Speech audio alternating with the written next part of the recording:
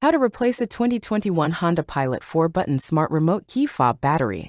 Now here's SgtLocksmith to show you how.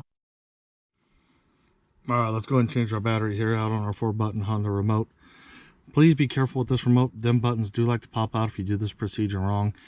If that happens, at the end of this video, there'll be a clip for it. All you gotta do is just hit the little thumbnail to go to it. Now let's get started. You can, if your keys are on, leave them on, that's fine. Go ahead and hit your emergency release.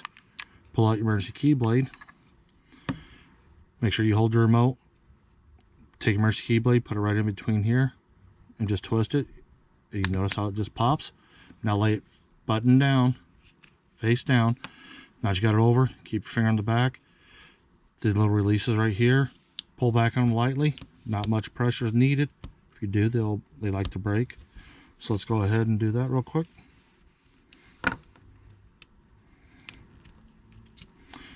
It takes a CR2032 battery. So we've got our new battery. We'll put it in, push it in, push down, and it pops in. Pop that side up.